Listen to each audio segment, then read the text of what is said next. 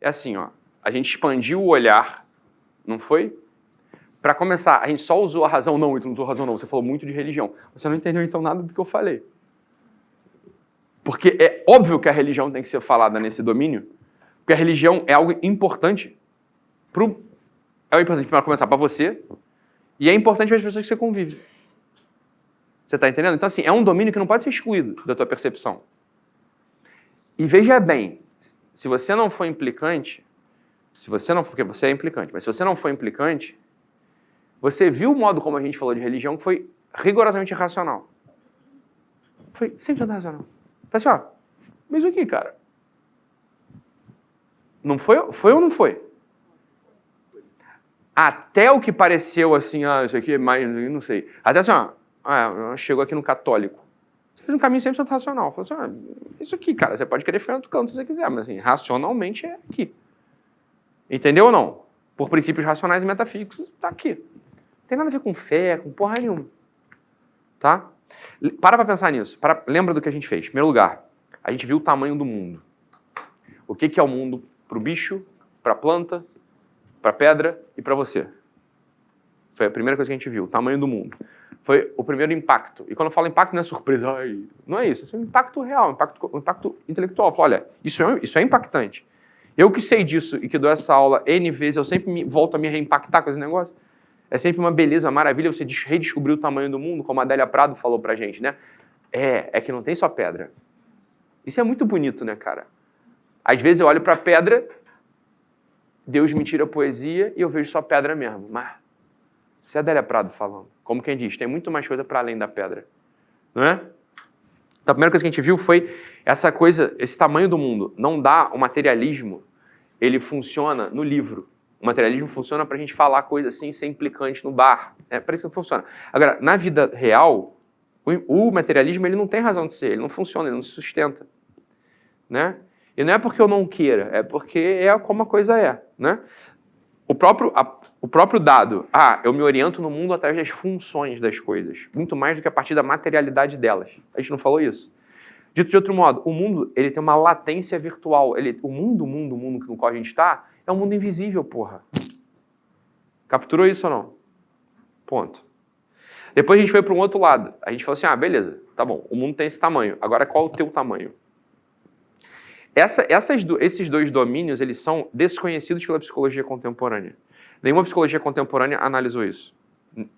E é um motivo pelo qual isso fugiu da percepção habitual de todos nós.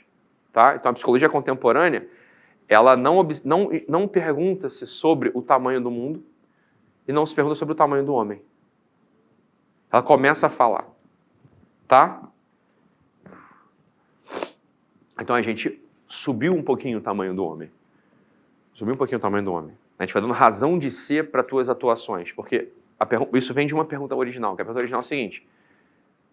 Bem, faz diferença o modo como eu vou viver? Não estou perguntando, estou afirmando. Faz diferença o modo como eu vou viver se eu vou viver durante 20 anos, 30 anos, 80 anos, né? Faz diferença. A gente estava falando com a Ana Maria, com o Samuel, né? São os extremos de idade da turma.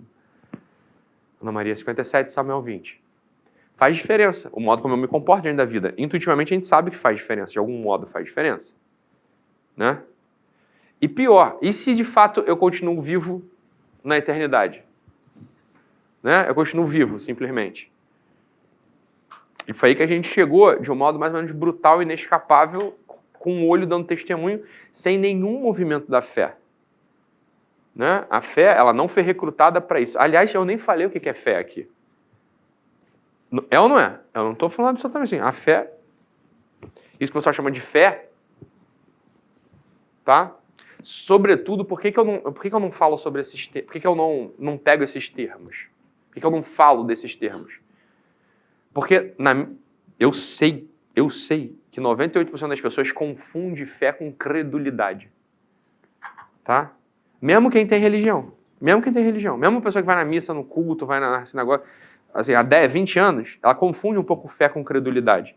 As coisas que ela chama de fé, na verdade, o que é? É assim, eu sou preguiçosa, eu não investiguei, eu não tenho vida mística, eu não tenho estudo, eu não faço as coisas que tenho que fazer, e aí eu acredito nos negócios aí. Não é isso que o pessoal fala que é fé? A fé não é isso não, bicho.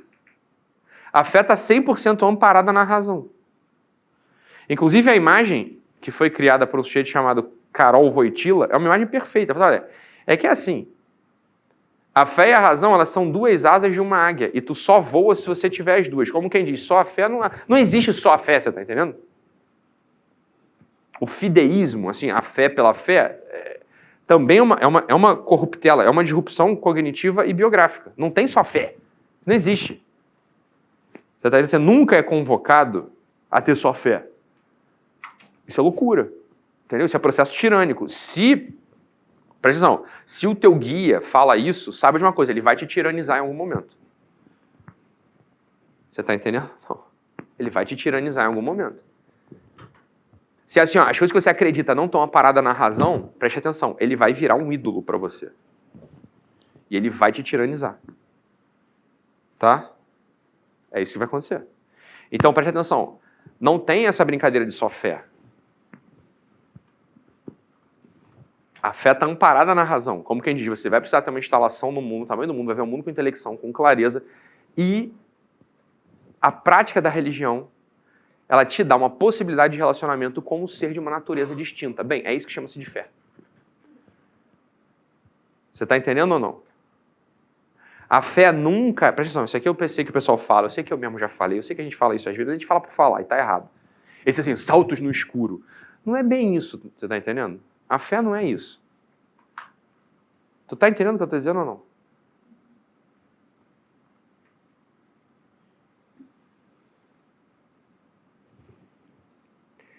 Então foi como a imagem que foi criada por isso. São duas asas. A águia só levanta voo se tem as duas asas. É fé e razão. Fides et ratio. Fé e razão. Tá? Então a gente foi expandindo a nossa visão das coisas. No dia de ontem, não é?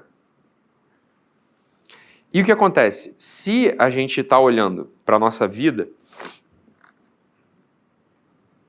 e a nossa vida tem uma natureza, tem uma substância que é narrativa, né?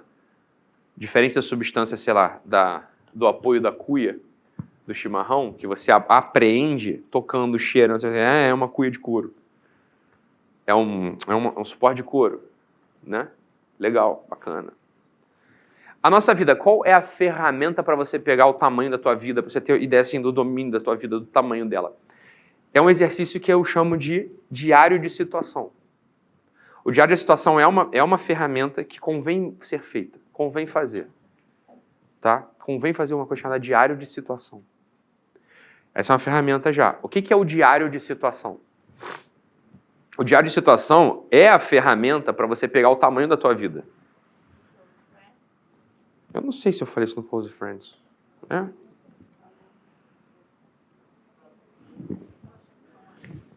Diário de situação.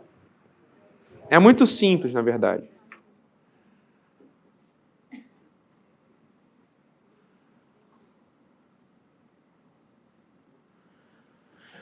O diário de situação é um exercício. Por que ele é um exercício? Porque, olha só, presta atenção. A vida é narrativa. Né? Você tem uma história. Só que a questão é a seguinte. Vamos lá. Quando eu estava no início da minha atuação clínica como psiquiatra,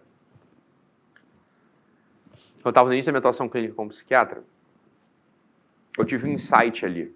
Eu falei, cara, eu vou lá para Nova York fazer um curso de roteiro. Eu vou lá para New York Film Academy. Hã? Tipo Ítalo Spielberg, isso aí. Eu vou lá para Nova York vou fazer um curso de roteiro. Porque no final das contas, o que tá aparecendo aqui na minha vida? Uma porrada de filme ruim na minha vida, na minha frente. O que é esse paciente aqui na minha frente? É um filme chato. É um filme sem clímax. É um filme sem início. É um filme perdido. É um filme mal filmado. É um filme sem fotografia. É um filme com os personagens errados. É um filme que ele tá achando que ele é o coadjuvante, mas ele é o protagonista. Que ele é o protagonista, mas ele é o coadjuvante. Tu tá entendendo ou não? Tem um puta roteiro escroto na minha frente aqui.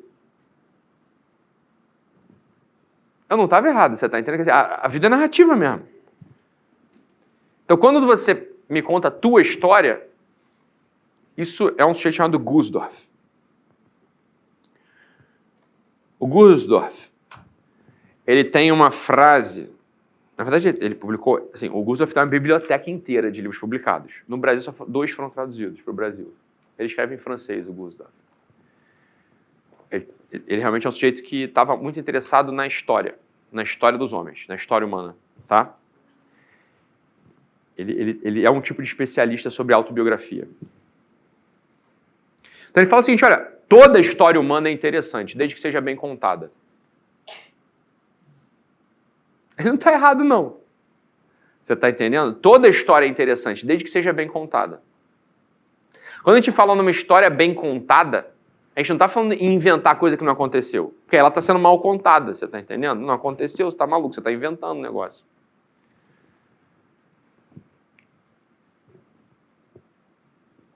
Você está inventando um negócio. Então, o Gusdorf fala isso, ó. Por que a gente fala assim, a grama do vizinho sempre parece mais verde do que a minha? Não tem essa coisa que o pessoal fala? Isso é muito simples. Por que a gente fala isso? A grama do vizinho é mais verde do que a minha. Porque você conta melhor a história do vizinho do que você conta a tua história. A história do vizinho, quando você conta, você está contando com início, meio e fim. É só por isso que a grama do vizinho parece mais verde. Você está fazendo uma seleção com início, meio e fim e está contando. E a tua história é uma zona, você não sabe contar a tua história. Isso é um outro exercício. Isso é um exercício. Isso é um exercício mesmo. Fala só. Luciano. Como é que é teu nome? Luciano. Se eu falar assim, Luciano, não faz não, tá? Mas fala assim, Luciano, me conta a tua história em 2 linhas. Isso é um exercício, tá? A gente não tem ideia de como fazer isso. Não é? Talvez tenha. Eu não estou dizendo que você não tem. Eu estou só dizendo assim, ó, 99% das pessoas nem sabem que dá para fazer isso ou que deveriam fazer isso. Me conta a tua história em 2 linhas. Assim, ó, não é história. É assim, qual que é o argumento da tua vida? Então, esses dias eu tava num lugar e eu vi um amigo meu que eu não via há anos, mas a gente se fala por telefone, enfim, ele mora em outro estado. Aí eu vi o meu amigo, ele estava mesmo lá, falei, caralho, cara, bom, não sei o que. E ele tinha ido para o Rio de Janeiro para vender, ele é cartunista, né? E aí ele ia vender um filmezinho, uma série de 8 capítulos para uma produtora do Rio de Janeiro. A produtora ia dar vida ao cartoon dele para virar uma série de história. Aí eu perguntei pra ele, porra, caralho, cara, que maneiro, tu desenha bem pra cacete, sempre gostei dos teus traços, não sei o quê. Ele até vai começar a ilustrar uns negócios pra mim, eu vou fazer um negócio com ele, ver se funciona. A gente tá sempre testando, né? Ver se ele dá vida pra algumas das lives, entendeu? Vai pegar, fazer um roteiro da live pra ele cartoonizar e fazer tipo em desenho. Eu acho maneiro, pode funcionar. Aí eu tava conversando com ele, aí eu perguntei pra ele assim, falei, cara, mas beleza, mas qual que é o enredo da história do teu cartoon? Entende? Ele não conseguiu me contar. Eu, na minha cabeça, pensei, falei, ele não vai vender essa porra pra produtora. Como é que vai apresentar? É aquela coisa assim, ó, é a reunião de elevador.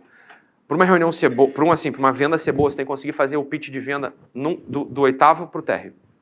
Do 4º andar pro térreo. Esse é o tempo que você tem quando você senta na mesa de uma produtora. Você vai, para pensar na minha posição hoje. Você imagina a quantidade de gente que chega para mim querendo fazer negócio comigo hoje. O pessoal sabe que eu tenho um certo poder de influência. Então, quem está começando, então tem um puta negócio. Beleza, se você não conseguir me explicar o teu negócio em 3 segundos, o teu negócio não é bom.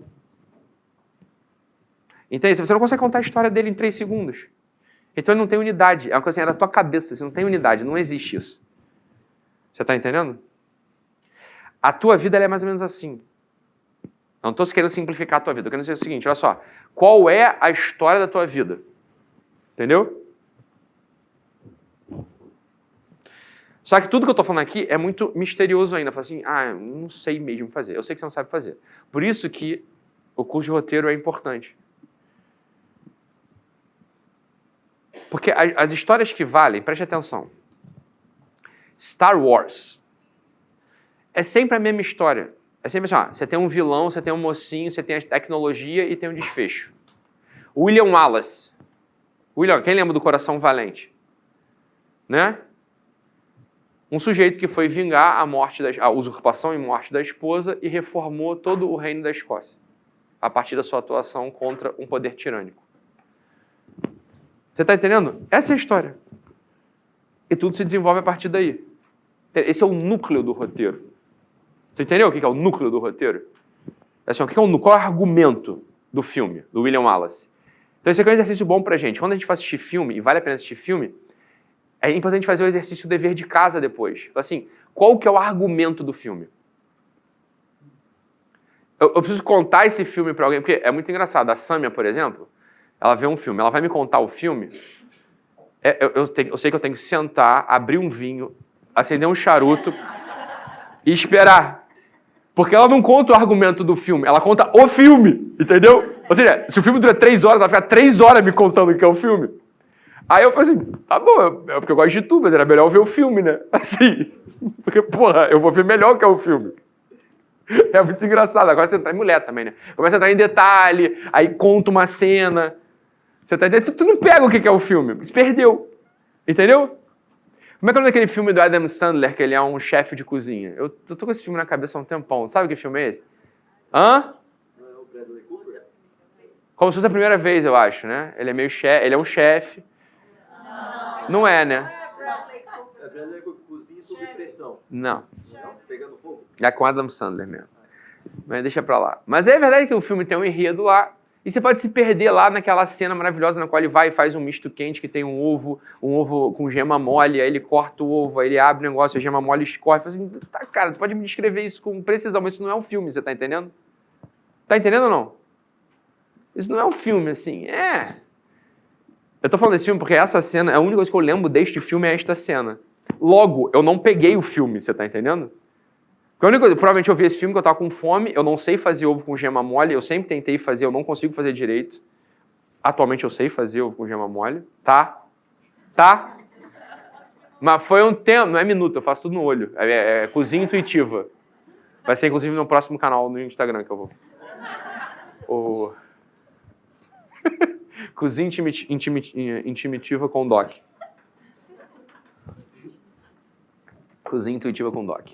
Então, se você pega um filme e se você não tem capacidade... Isso é um exercício, tá? Qual é o argumento desse filme?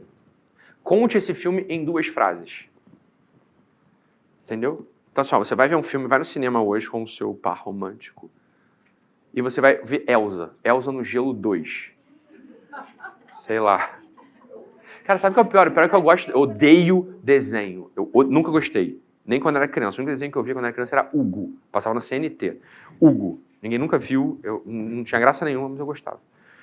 Eu não suporto desenho, nunca gostei de desenho, chato pra caralho desenho.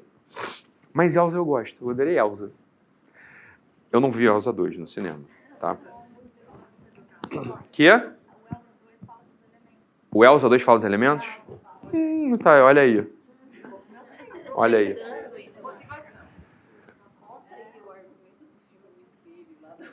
Calma, não. Aí deixa eu te falar. Presta atenção aqui no que eu vou falar. Tu vai pegar... Isso aqui é exercício, tá? Eu não tô brincando, não. Tu tem que fazer isso. Tu vai ver filme. Por que eu tô falando de filme? Presta atenção. Por que eu não tô falando de livro? Porque livro tu não vai ler. Tu não vai ler livro. Sabe por quê? Pra você ler um livro, demora 20 horas. Na melhor das hipóteses. Eu vou te falar uma coisa. Você não tem capacidade cognitiva de pegar um arco narrativo de 20 horas. Porque você não é treinado. Olha o que é um livro. O livro é assim, ó. Eu comecei uma história. Vamos lá. Me ouve aqui. Fica comigo aqui. Haviam 3 irmãos. E os 3 irmãos foram se aventurar na floresta. O primeiro irmão era muito preguiçoso e construiu uma casa de papel. O segundo irmão era menos preguiçoso e construiu uma casa de galhos, de árvore. O terceiro irmão era um irmão muito laborioso e construiu uma casa de tijolos. Na noite posterior, apareceu um lobo muito malvado que soprou a casa do primeiro irmão. O primeiro irmão saiu correndo e se abrigou com o segundo irmão. O lobo, faminto, foi até a segunda casa e soprou a segunda casa e levou a casa pelos ares. Os 2 irmãos, apavorados, foram até o terceiro irmão pedir abrigo e se abrigaram na casa do terceiro irmão. O lobo chegou, tentou soprar e não conseguiu. O lobo foi embora triste e os 3 irmãos felizes continuaram sendo porquinhos felizes na casa do terceiro irmão. Ponto. Tá? Essa é a história dos 3 porquinhos. Não é? Quanto tempo demorou essa minha narrativa? 40 segundos? 1 minuto? Né? Presta atenção no que aconteceu com você. Você consegue fixar a tua cognição, ela consegue ficar presa neste arco narrativo. Você consegue pegar o início, o meio e o fim. Sabe por que você consegue fazer isso? Porque tem 1 minuto. Não é até 1 minuto. Cada um tem uma complacência de percepção. A questão é a seguinte. Quando estou eu e você, imagina que a gente vai jantar hoje. Você vai me contar histórias. Todas as histórias que a gente conta no nosso dia a dia, quanto tempo elas demoram? A maior parte delas. Cara, é muito curtinho também, né? Às vezes, quando você tem um sofrimento muito grande, você está chorando, aconteceu uma coisa terrível, quando tua mãe está morrendo, você tomou um pé na bunda, tomou um chifre, sei lá. Aí você vai conversar com a tua amiga, você fica um pouco mais tempo contando a mesma história, né? Mas percebe o que acontece com a tua amiga? Ela desconecta e fala de outras coisas no meio do caminho. É raro ter alguém que consegue mesmo ficar te ouvindo, sei lá, por 15 minutos. Assim, eu estou te ouvindo por 15 minutos, você está me contando uma história com início, meio e fim, e a história tem 15 minutos. E a tua amiga consegue ficar te ouvindo 15 minutos sem fazer interferência que não tem nada a ver com nada. Você pode perceber que se você estiver no restaurante contando uma história de 15 minutos, a tua amiga ela vai fazer várias intervenções. Ela vai estar olhando para você, porque, claro, ela gosta de você, mas ela fala assim, traz um cafezinho, garçom. É sempre assim, ela precisa de relaxamentos que não tem a ver com o arco narrativo. Porque a cabeça não pega início, meio e fim. Narrativo. A nossa cabeça, ela é muito tosca. A cabeça do brasileiro, sobretudo, é muito tosca. Entende ou não o que eu estou dizendo? Um filme tem 1h30, 2. Já é muito difícil para as pessoas pegarem o arco narrativo de um filme. Elas se distraem com as imagens. Mas a história que é um filme, o filme é uma história em cima da qual se construíram imagens, efeitos especiais, diálogos, etc. Não é isso? O que eu preciso de você é o seguinte, olha, observe um filme, saindo daquele filme, sente-se, tipo o dever de colégio, sente-se à cadeira, não, tá bom, pode ficar sentado lá no teu sofá, pega o teu celular, não precisa pegar caderninho, e conta a história do filme em 2 linhas. Não faz igual a Sam, que fica 3 horas contando o filme. Roteirista. Não, roteirista não, ela é narradora do filme, assim. Tecla SAP, ela tá lendo que ela puta memória, então ela lembra de tudo, ela vai falando, mas isso não é um filme, cara. Entendeu? O filme do Adam Sandler é Spanglish. É Spanglish, é esse mesmo. Aí sim, é esse mesmo. Spanglish, tu falou? É Spanglish, é esse filme mesmo. Boa, é o Spanglish. Então o Spanglish tem uma narrativa, tem um enredo lá qualquer, tem um argumento qualquer. Só que você pode, se fixar numa cena que pra você ou foi bonita, ou fez sentido. Entende? Presta atenção aqui. Ouve aqui o que eu estou falando. Entende onde está o erro biográfico? O nosso erro biográfico? Escuta o que eu estou falando aqui. É para o serve diário de situação. Um psicólogo, uma mãe, um amante, você mesmo. Se você não tem esse olhar diante da vida do teu paciente, do teu filho, dos teus amigos, dos teus fiel, da tua, tu perdeu o que é a vida dele. É assim, qual é o argumento dessa vida aqui? Qual é o argumento da tua vida? Que vida tu está vivendo? Você está entendendo? Qual é o argumento da tua vida?